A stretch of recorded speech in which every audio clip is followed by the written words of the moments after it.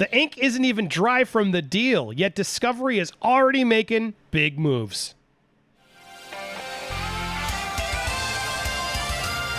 Welcome to Popcorn Planet. I am Andy Signore, and this news just keeps on breaking. If you missed my first part 1 and part 2 of my coverage of this AT&T selling Warner Media to Discovery, please go click up there and check it out first so you can get up to date, and then come here to part 3 because this has been a doozy. Look, this news is going to have ramifications throughout all of Hollywood as people try to figure out what's going on, who's in charge, what's this mean, and the latest news we're getting is that Denis Villeneuve's Dune will actually get a straight theatrical release. That is right. It is not going to go to HBO Max and theaters at the same day. It's going to premiere in Venice and then in September, apparently, and then will enter theaters for a time being before finding its way to streaming service HBO Max. Now, when asked about this, Warner Brothers distribution chief Jeff Goldstein said there's no change to the October 1st date for Dune. The film, like the rest of the slate, will open in theaters the same day it arrives in HBO Max. However, Jeff Goldstein seems to be out of the loop, just like everybody is over in Warner Brothers.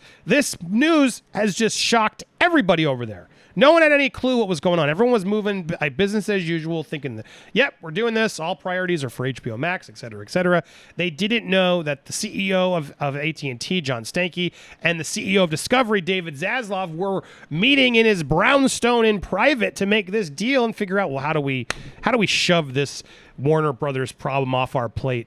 And AT&T's like, you know what? Yeah, David, you could figure it out. You're pretty good. You got all those Discovery networks. You know how to run this stuff. Yeah, cool. Can we get a huge stock? All right, we got huge stock in it. Great. Have fun. See you later. Get it off our plate. That's ultimately what happened.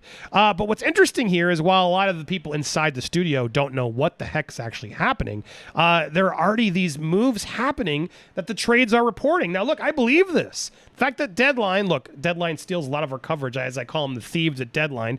But usually when they got something, we should pay attention to it. And the fact that they are out there spreading the word only, to me, implies that people inside who knew this deal are already starting to talk to talent as quickly as possible to start righting the wrongs that AT&T did.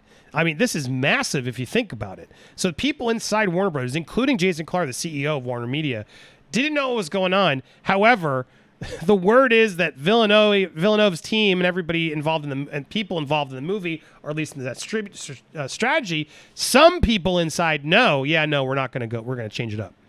Look, I believe this is going to happen. I also believe Dune's not going to be the only movie to get this. I bet you with this out there, this is a way for Zaslav or somebody involved to say, look, AT&T, we got to start leaking some things out there to try to right the wrongs, because there's a lot of filmmakers and people in town who are still very unhappy and nervous about working with us. And if we want to do this, we got to start yesterday. I wouldn't be surprised if we see James Gunn starting to reach out saying, hey, wait. If Dune's getting a theatrical release, can the Suicide Squad?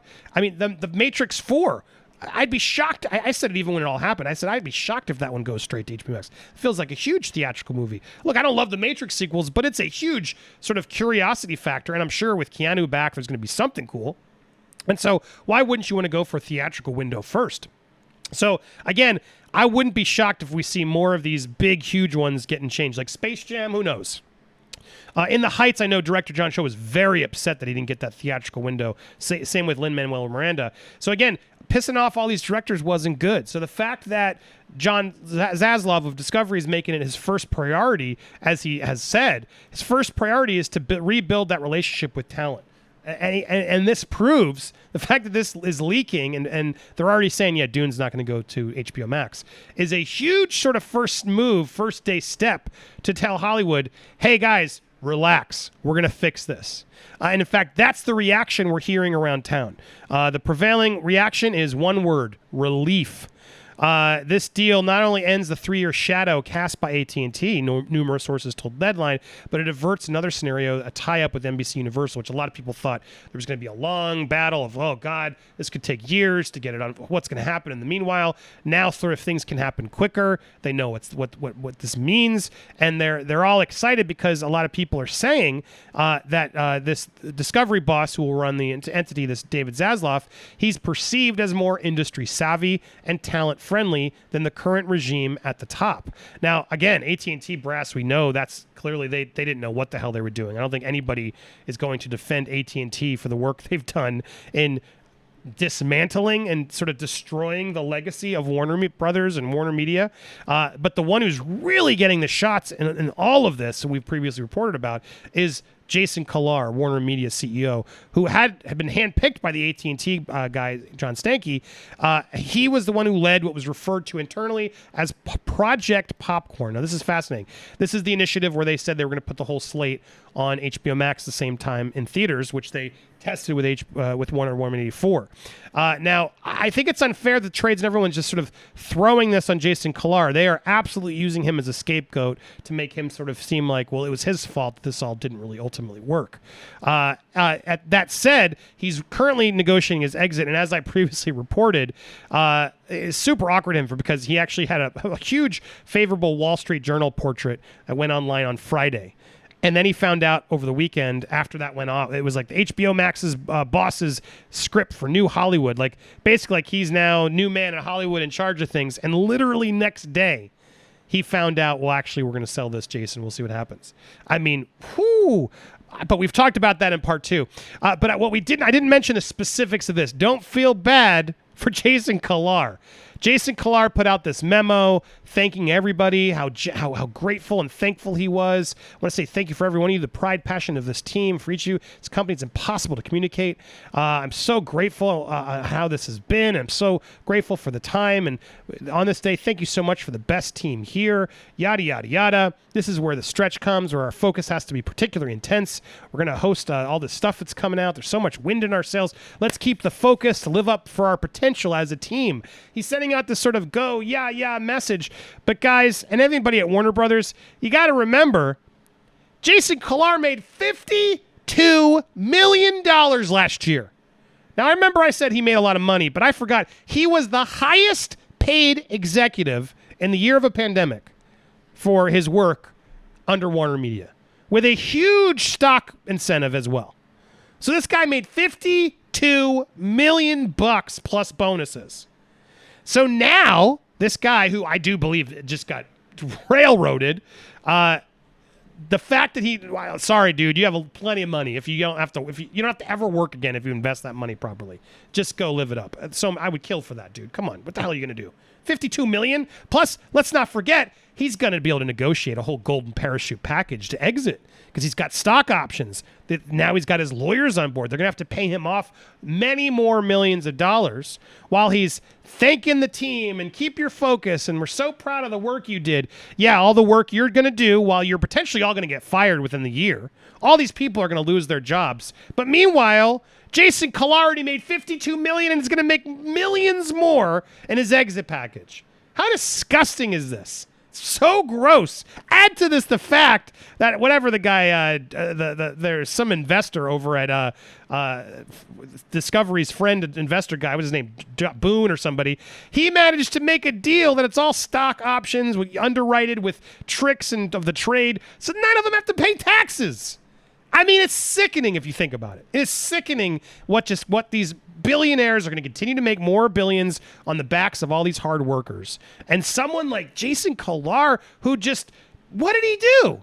I mean, my God, the dude put all the movies, said, let's release all our movies on a streaming service. Cool.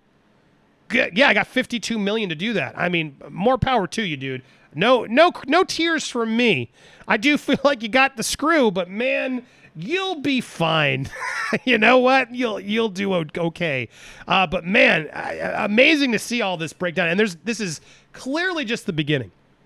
This move that DUNE, this breaking this out and telling Hollywood, DUNE's not going to HBO Max. This is a huge warning shot to say, new game in charge, new owners. Hey, come back. We got a new rating. It's safe to eat here again, is what this means.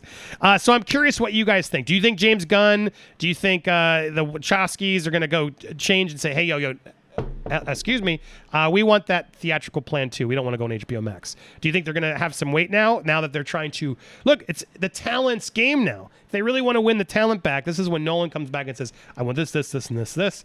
And they're going to be like, okay, yeah, cool. We got lots more money. Let's do it. This is how you hit the reset button and potentially do things right. So the fact that Hollywood is optimistic and full of relief, It's a good sign, so keep that in mind. Everyone's knocking AT&T, which is like, bye-bye, AT&T. Good riddance. You didn't do anything for us.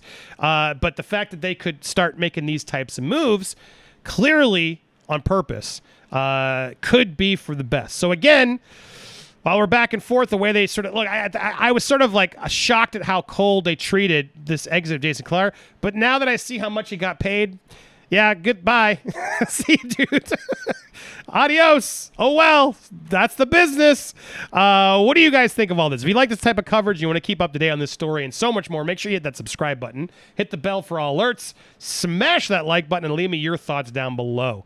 Do you feel bad for Jason? Do you think other directors are going to get their films straight to theaters instead of going to HBO Max? Will that upset you? I want to hear all your thoughts in the comments down below. Make sure you also check out these videos, hit that subscribe button, follow on social media, and tune in on Tuesdays and Thursdays when we're live, 9 p.m. Eastern Standard Time, here on Popcorn Planet.